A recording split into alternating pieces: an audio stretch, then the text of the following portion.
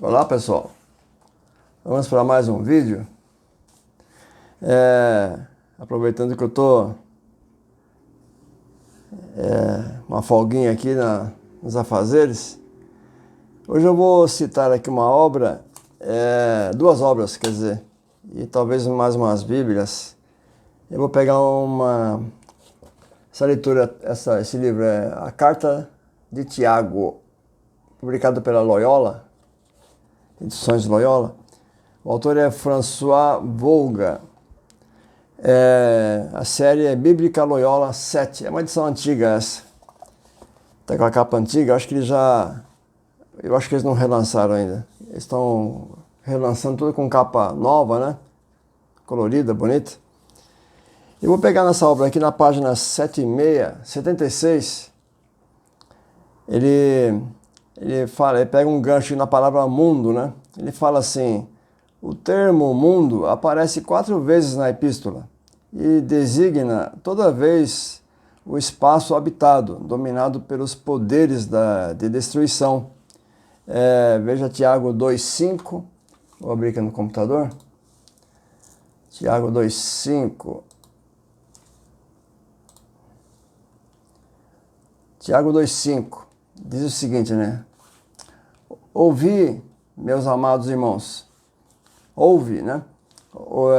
Porventura não escolheu Deus aos pobres deste mundo para serem ricos na fé e herdeiros do reino que prometeu aos que o amam? Aí ele cita também Tiago 3,6. 3,6. Ele fala: a língua também é um fogo, como mundo de iniquidade.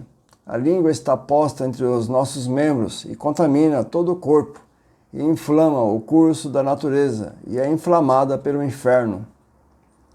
Aí ele puxa também o capítulo 4, versículo 4. É uma advertência, ele fala: adúlteros e adúlteras, não sabeis vós que a amizade do mundo é inimizade contra Deus? Portanto, qualquer que quiser ser amigo do mundo, constitui-se inimigo de Deus. Aí ele continua aqui dizendo que a palavra aparece também no deuteropaulinismo, segundo Pedro, e no joanismo, com o mesmo sentido de grandeza oposta a Deus. Efésios 2,2, Tito 2,12, segundo Pedro 1,4, e 2,20, João 14, os capítulos 14 até 17, 1 João 2, 14 a 15, etc. Aí ele fala: a ideia vem do judaísmo, entre parênteses ele coloca Enoque etíope. Aí eu vou ler a passagem que ele cita, Enoque 48, 7.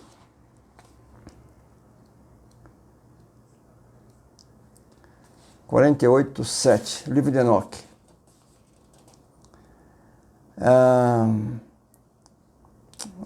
Aqui já vem o assunto. Eu vou pegar do versículo 5. Não, eu vou falar aqui, vai direto no versículo 7. Ele fala: e ele tem revelado a sabedoria do Senhor dos Espíritos aos justos e aos santos, pois ele tem guardado o quinhão dos justos, porque eles odiaram e desprezaram este mundo de opressão, juntamente com todos os seus modos de vida e seus hábitos em nome do Senhor dos Espíritos. E porque eles serão salvos em seu nome, ele apraz que eles tenham vida.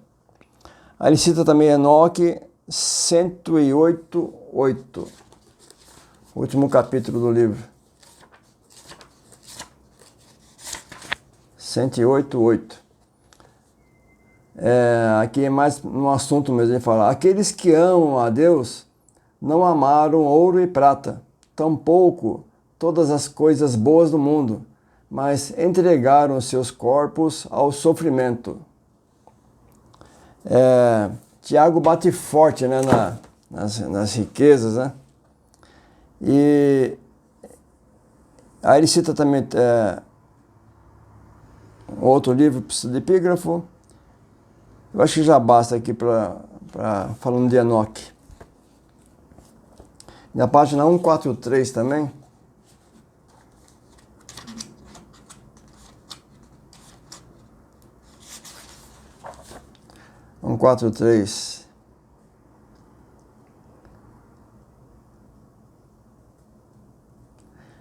ele fala, ele está falando do capítulo 5, né?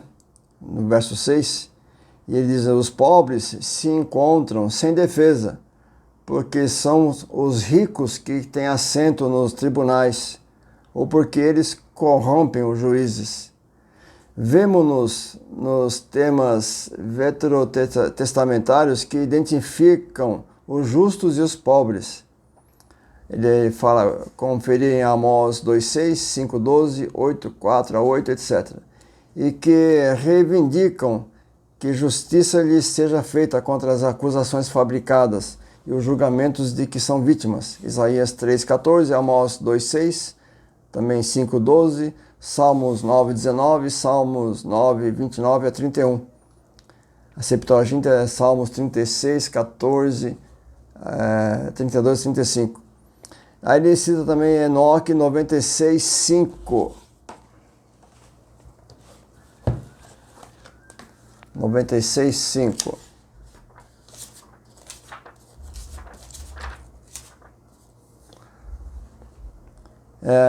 Aí fala: ai de vós que comeis o melhor pão e bebeis vinho em grandes taças, pisando o povo fraco com o vosso poder. Aí cita também Enoque 96:8. Ai de vós, ó homens poderosos, vós que coagis o justo com o vosso poder, o dia da vossa destruição está chegando. Naqueles dias, no tempo da vossa condenação, muitos dias bons virão para os justos. Aí também Enoque 98:12. 98:12. Ai de vós que amais a injustiça, porque esperais coisas boas para vós mesmos? Sabei que vós sereis entregues nas mãos dos justos, e eles cortarão vossos pescoços e vos matarão, e não terão compaixão de vós. Tem uma nota aqui, A2.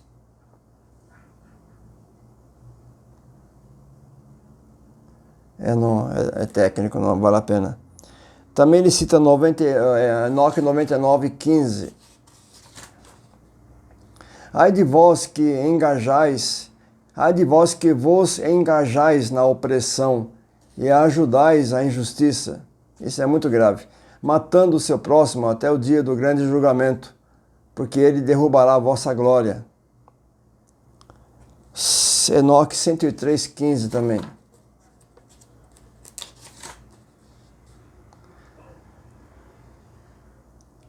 Aqui não vale a pena porque é muito específico, eu tenho que ler o texto inteiro para vocês entenderem.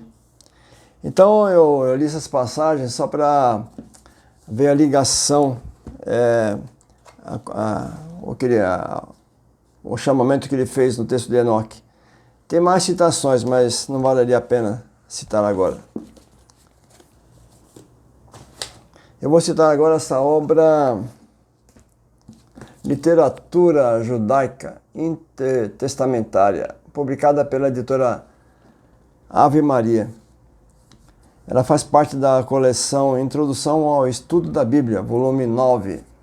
Os autores são G. Aranda Pérez, F. Garcia Martínez e M. Pérez Fernandes.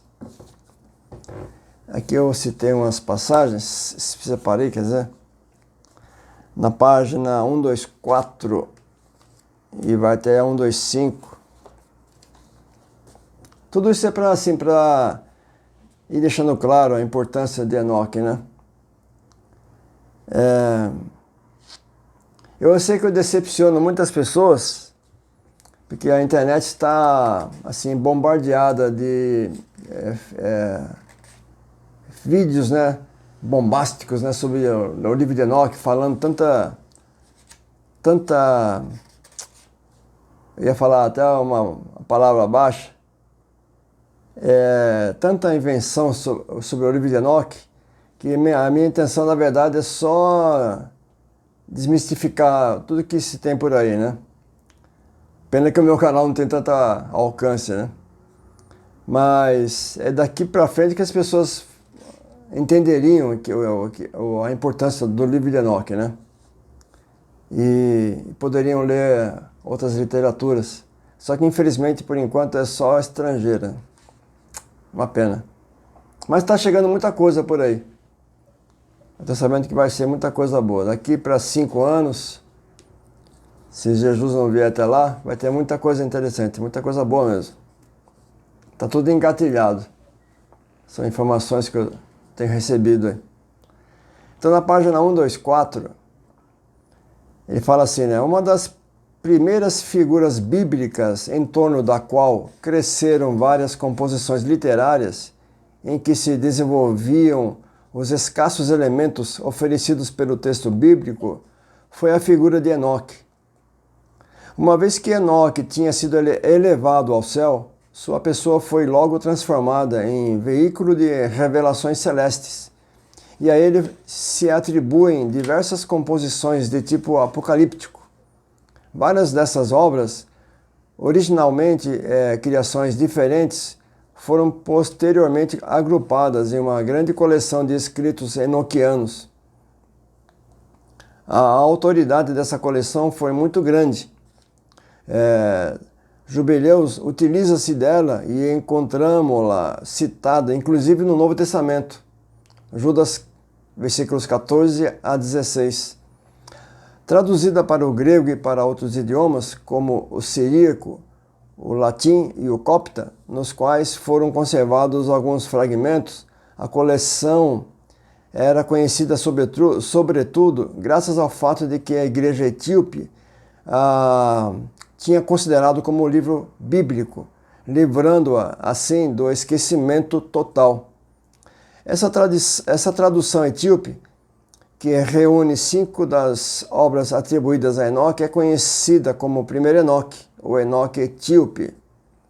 Desde sua introdução na Europa no século XVIII e sua tradução no século XIX, a importância e a antiguidade dessas composições enoquianas foram amplamente reconhecidas.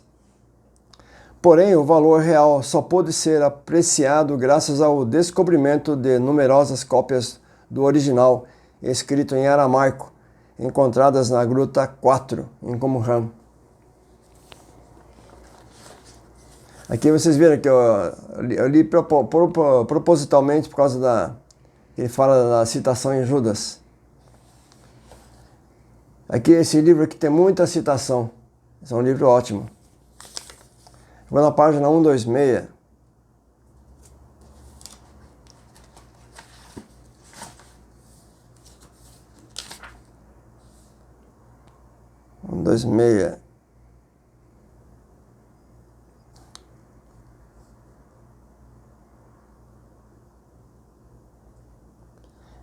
Vou pegar aqui do segundo parágrafo. O livro dos vigilantes, que é a primeira parte do livro primeiro Enoque, seria o primeiro livro do livro de Enoque. É a parte mais antiga. O livro dos vigilantes foi conservado em 2 manuscritos, que aparentemente, tinha siglas aqui, mas eu não li, que aparentemente só continham essa composição, o que prova sua circulação como obra independente. O mais interessante, no entanto, é que um desses manuscritos, que é o 4QENA, deve ser datado do começo do século II a.C., século II a.C., o que nos obriga a admitir uma data de composição do original no século III a.C. Isso não só faz do livro dos vigilantes o Apocalipse mais antigo, muito anterior a Daniel, mas põe as origens da apocalíptica antes da crise provocada pela helenização na Palestina e pela revolta macabaica. A fixação da data da obra prova igualmente que suas origens são anteriores e completamente independentes da comunidade de Qumran, na qual os manuscritos aramaicos foram conservados.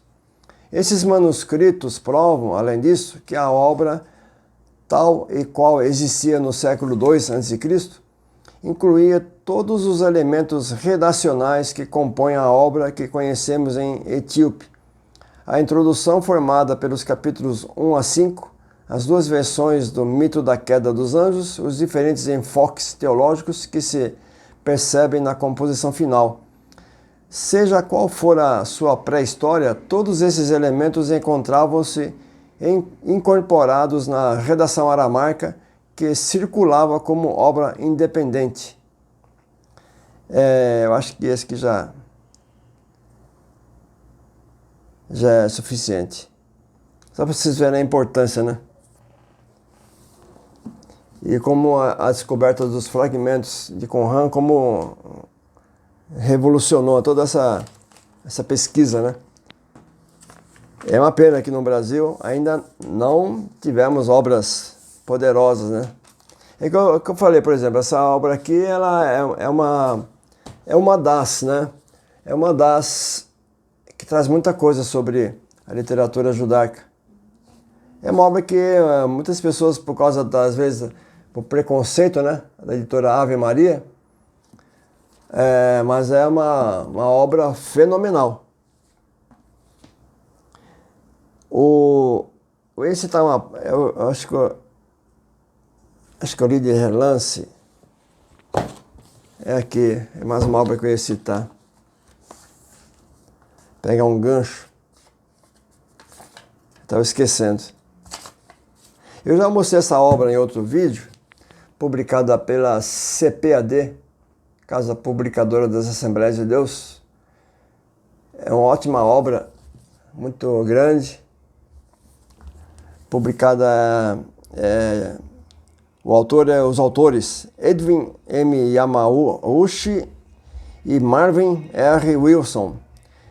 O nome é Dicionário da Vida Diária, na Antiguidade Bíblica e Pós-Bíblica. Vai de A a Z. Aí eu separei aqui na página 584, falando sobre a demonologia.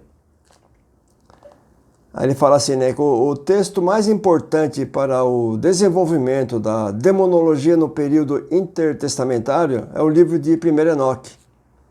Fragmentos aramaicos do texto, que era considerado em elevada conta em Qumran, foram encontrados entre os manuscritos do Mar Morto. O texto completo foi preservado apenas na versão etíope. O livro dos vigilantes, que, como eu disse, é a primeira parte, 1 Enoque de 1 a 36, interpreta que os filhos de Deus em Gênesis 6 são anjos caídos, conceito que foi influente para os intérpretes judeus e cristãos. Foi influente para intérpretes judeus e cristãos.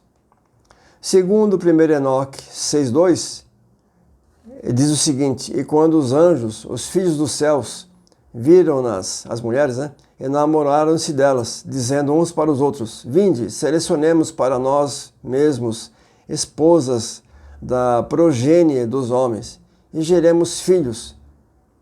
200 desses vigilantes, liderados por Semiasa, ou Semiás, tomaram esposas humanas no Monte Hermon e procriaram gigantes.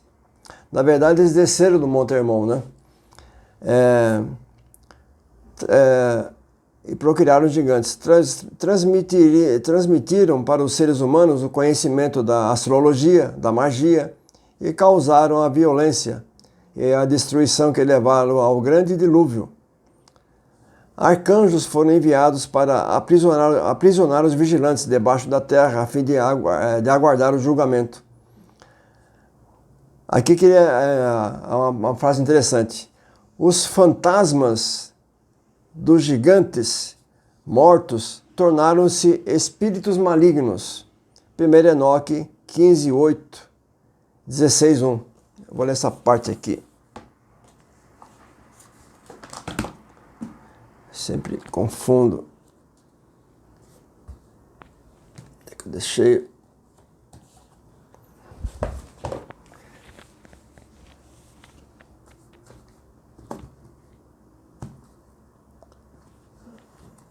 Esqueci, ele vem aqui embaixo. 1 Enoque 15:8. Isso aqui é um assunto que confunde muita gente. 15:8. Mas agora os gigantes que são nascidos da união dos espíritos e da carne serão chamados espíritos maus sobre a terra, porque sua morada será sobre a terra e no interior da terra. Espíritos maus têm saído de seus corpos, porque desde o dia em que foram criados dos santos, eles se tornaram os vigilantes. Sua primeira origem é a fundação espiritual. Eles se tornarão maus sobre a terra e serão chamados espíritos maus. Aqui tem uma corrupção textual, eu li um versículo a mais, mas é só o versículo 8. Mas agora os gigantes que são nascidos da união dos espíritos e da carne serão chamados espíritos maus sobre a terra, porque sua morada será sobre a terra e no interior da terra. E o Enoque 16:1. Desde os dias da matança e da destruição e da morte dos gigantes e dos seres espirituais do espírito e da carne, dos quais eles têm saído, os quais corromperão sem incorrer em julgamento, eles corromperão até o dia da grande conclusão, até que a grande era seja consumada, até que tudo esteja concluído sobre os vigilantes e os ímpios. 16:1. Então o que acontece? Muitos acham que os anjos são demônios, mas na verdade os que nós chamamos de demônios são os espíritos dos gigantes que foram mortos no dilúvio. Aí o que acontece, né? Eu vou mostrar para vocês uma coisa interessante. Não são todas as Bíblias que trazem essa clareza.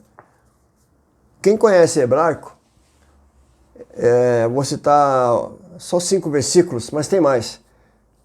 Provérbios 2:18, Provérbios 9:18, Provérbios 21:16, Isaías 14:9, Isaías 26:14, que eu vou ler para vocês aqui, em 2 Bíblias antigas, católicas.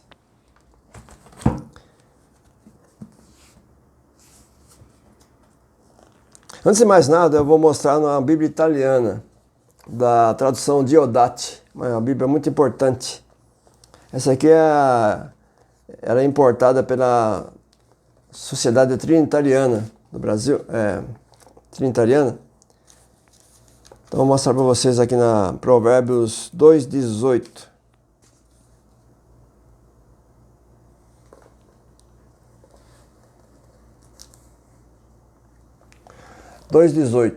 Aí vocês podem parar o vídeo e depois ele lê.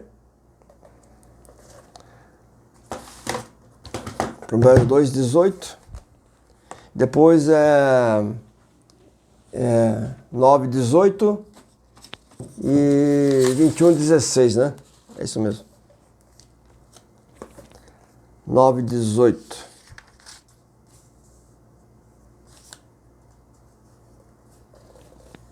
Onde está meu dedo aqui? 9:18. Vocês vão ver a palavra gigante. E 21:16.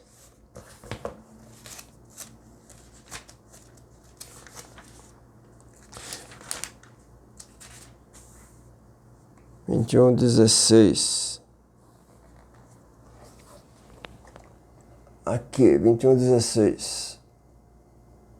Vocês vão ver a palavra de gigante.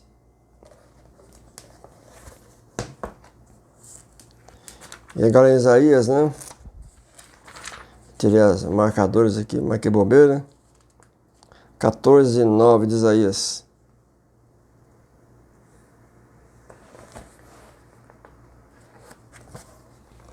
(14:9 de Isaías). Também vocês vão ver a palavra gigante, que é plural. E 26:14.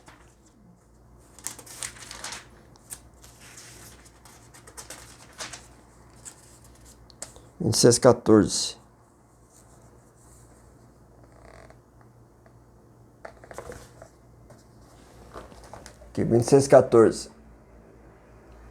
Você pode parar o vídeo? Então, quem conhece hebraico, você pode ir no texto hebraico, lá vocês vão ver a palavra Refaim. O que está aqui com os gigantes, vocês vão lá, vocês vão encontrar a palavra Refaim. Refaim, que são gigantes. Eram povos gigantes. Então eu vou ler também agora em português para ficar bem clara a leitura, né? Eu vou ler 2 Bíblias antigas, católicas, né? Uma é do Antônio Padre de Figueiredo. É Antônio Pereira de Figueiredo, desculpe. Essa aqui é de 1937. Vocês vão ver como fica o texto. Aí vocês podem conferir nas vossas Bíblias. Aqui no versículo 2:18, as duas não traz gigante, no 2:18, mas no 9:18 eles trazem, começam a trazer. 9:18.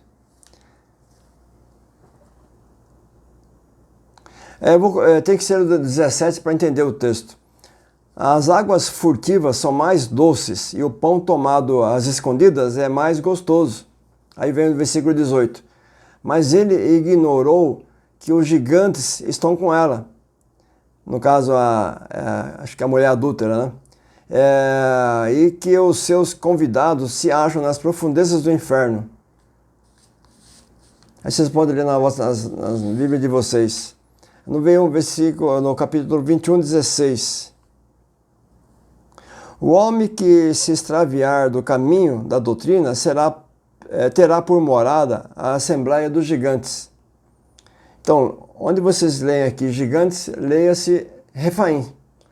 Então seria assim, o homem que se extraviar do caminho da doutrina terá por morada a Assembleia dos Refaim. Aí vamos em Isaías 14:9. O inferno viu lá embaixo a tua chegada, todo turbado para te sair ao encontro. Ele fez por teu respeito levantar os gigantes, os refaíns. Todos os príncipes da terra, todos os príncipes das nações se ergueram de seus sólios. Sólio seria tronos, né? Lugares importantes. Agora o versículo, o capítulo que eu acho mais interessante é Isaías 26:14. Deixando bem claro, depois eu vou fazer um vídeo só sobre esse assunto, só sobre os Refaim. Então vamos a Isaías 26:14. Não vivam os mortos, não ressuscitem os Refaim. Então, em vez de falar gigantes, eu falei Refaim aqui. Não vivam os mortos, não ressuscitem os gigantes. Por isso é que tu os visitasse e fizesse em pó e apagasse toda a sua memória. Quer dizer, Deus apagou toda a memória deles no dilúvio. É interessante, né, por que escondem essa palavra gigantes, né? Acho tão interessante isso. E essa é outra Bíblia que tem também é católica, editada pela Edições Paulinas. Essa aqui foi do meu pai, de 1952, não, 33, 1933.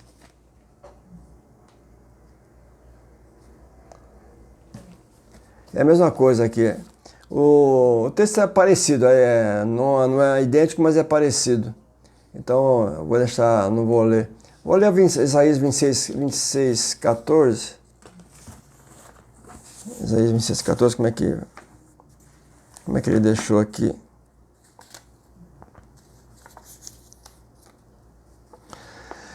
Não revivam os mortos, não ressuscitem os gigantes, ou no caso, né, os Refaim. Por isso é que tu os visitaste, exterminaste e apagaste toda a sua memória. É a mesma coisa, praticamente. E esse aqui é pelo padre... Esqueci de ver, né? é Mato Soares, é o padre Mato Soares. São duas traduções diferentes. Então, assim, veja que interessante, né? A Bíblia italiana, essa Diodati, ela acompanha a Septuaginta. No caso da Provérbios, no capítulo 2, 18, pode anotar. Provérbios 2, 18. Provérbios 9, 18. Provérbios 21, 16. Isaías 14, 9. Isaías 26, 14. Lá no texto hebraico está Refaim. Tem também em Jó e tem em Salmos. Agora eu vou deixar depois para fazer um vídeo só sobre isso. E aqui na Provérbios 2, 18 da Bíblia italiana,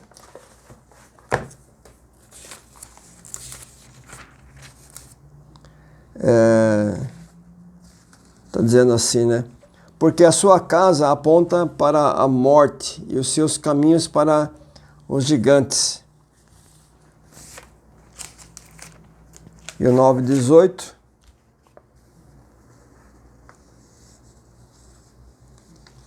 E ele não sabe que os gigantes estão ali e que aqueles que ela convidou estão nas profundezas do inferno. Aí vai, né? Então, essa aqui é a Bíblia, não sei se eu mostrei, a Bíblia Sacra Bíblia, é a tradução Diodati. Se alguém discordar da tradução dele, tenta procurar o currículo dele, porque nós temos muitos mestres de internet, né, que desvalorizam tudo, né, a todos. Então procurem ver o currículo do tradutor dessa Bíblia italiana, Giovanni Diodati. Ele do século XVII, morreu no século XVII. Então, assim, depois eu vou fazer um trabalho só sobre esse assunto.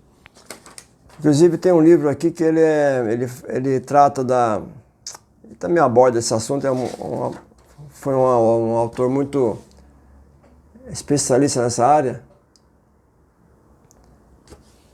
Esse livro aqui é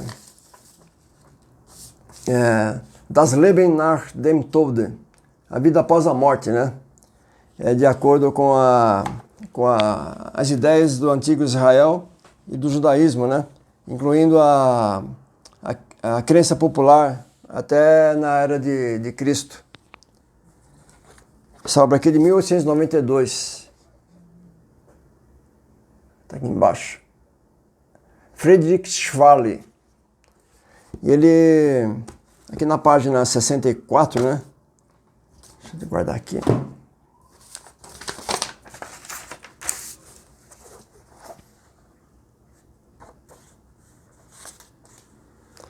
Página 64, tem uma nota grande aqui.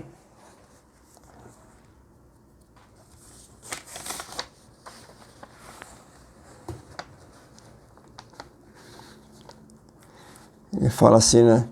Visto que a palavra Refaim significa os habitantes do Sheol, assim, visto que a palavra Refaim, primeiro, significa os habitantes do Sheol, e em segundo, um povo cananeu gigante, não simplesmente gigantes, mas gigantes dos tempos pré-históricos. Como todos os que já faleceram, esses também moram no Sheol. Originalmente, os Refaim nada mais são do que espíritos dos mortos. O conceito de gigantesco em Números 13 e 33 não reside na palavra, mas é introduzido com base em uma crença generalizada. Aí ele fala assim, interessante, né? O alemão, erudito bíblico e orientalista Julius Wellhausen, na sua obra De Composition des Exateux, und der historischen Bücher des Alten Testaments, página 308, assume que os Nephilim de Gênesis 6:4 estão relacionados aos Refaim. Então, depois eu vou fazer um texto só sobre, um vídeo só sobre os Refaim. É um assunto muito interessante. Eu acho intrigante, por que não escondem, só vejo esse termo, né? Por que esconder, né, a palavra Refaim dos leitores da Bíblia? Por exemplo, até separei aqui,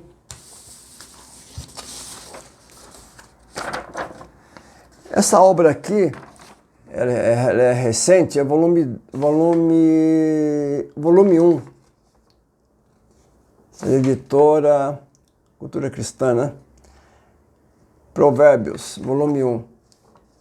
E no capítulo 2, versículo 18, quem tiver essa obra, leia com atenção. Eu achei uma dança ali.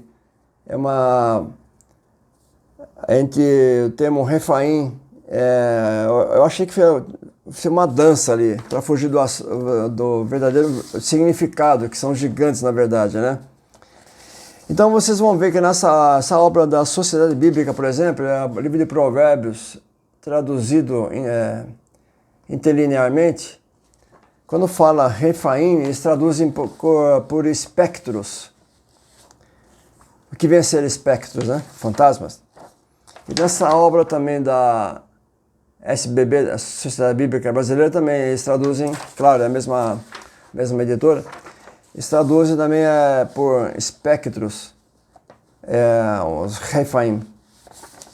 Então depois eu quero fazer um vídeo só sobre isso e trazer mais informações. É um assunto muito interessante. Claro, eu percebo claramente que eles não mantêm a palavra gigantes realmente para fugir da tradição enóquica, né? Eu sempre percebo isso. Vocês veem, né, que os tradutores antigos, né, traduziram da Vulgata e a tradução italiana do Diodati, vou mostrar outra vez para vocês. Ele traduz todos os termos como gigante.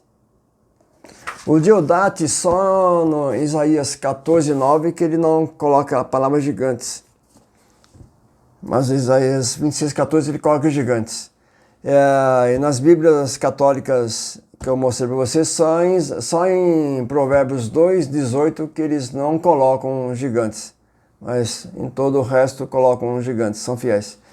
Assim, tem Bíblias em português, eu me esqueci agora, se não me engano a Bíblia de Estudo Thomas Nelson, em Provérbios 2:18, eles colocam na nota de rodapé, que lá se refere a palavra certa, Refaim. E tem mais Bíblias que colocam na nota de rodapé. Até a Bíblia dos Testemunhos de Jeová também colocam na nota de rodapé, que lá é Refaim. E eu não sei porque que o medo de colocar a palavra certa, né? Já que coloca espectro, então, por que não explica, né? Joga espectro e as pessoas que se virem para entender o que é espectro. O que pode ser espectro, né?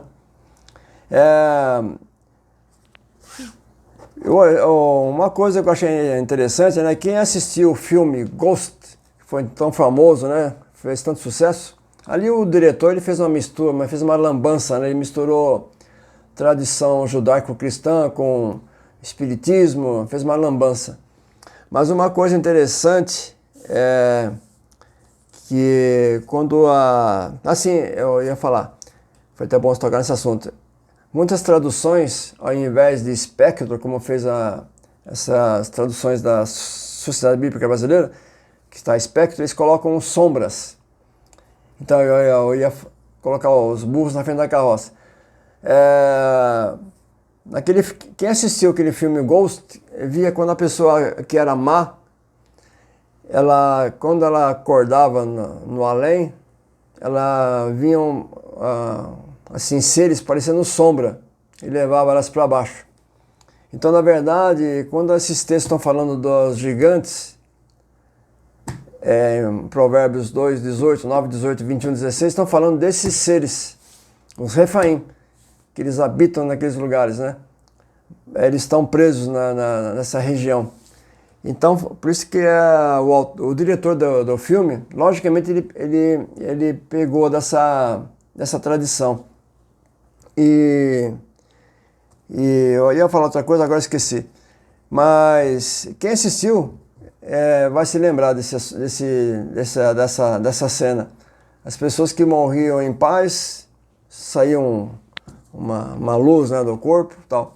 E a pessoa que era má, vinha aquelas sombras e puxava ele para baixo. Então ficamos por aqui. Eu vou fazer depois um vídeo só sobre os Refaim e os gigantes em geral. Tá bom? Até a próxima!